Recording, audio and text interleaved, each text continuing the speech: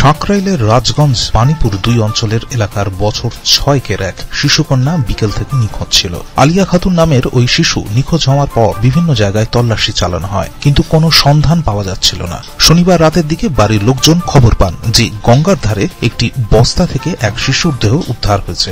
খবর পেয়ে ছুটে যান তার বাড়ির লোকজন ও স্থানীয়রা। ঘটনাস্থলে এসে পৌঁছায় সাঁকরাইল থানার পুলিশও। শিশুটিকে উদ্ধার করে স্থানীয় হাজী এস.টি. মল্লিক হাসপাতালে নিয়ে গেলে সেখানে চিকিৎসকরা তাকে মৃত বলে ঘোষণা করেন। পরিবার সূত্রে জানা গিয়েছে, বিকেল ৫টার সময় সে টিউশন করে আসার পর খেলাধুলা করছিল বাড়ির সামনে, কিন্তু তারপর থেকেই তার কোনো সন্ধান পাওয়া যায়নি। এদিন এক জন্মদিনের অনুষ্ঠানে নিমন্ত্রণে যাওয়ার কথাও ছিল তার। সেই নিয়ে বাড়ির লোকজন খোঁজাখুঁজি করলেও কোনো সন্ধান না পেয়ে তারা সাঁকরাইল থানায় বিষয়টি জানান। প্লাস্টিকের বস্তা থেকে দেহ উদ্ধার নিয়ে চাঞ্চল্য ছড়িয়ে পড়ে গোটা এলাকায়। ঘটনার তদন্ত শুরু করেছে হাওড়া সিটি পুলিশের সাঁকরাইল থানা, যদিও এখনো এই ঘটনায় কাউকে গ্রেফতার করা যায়নি।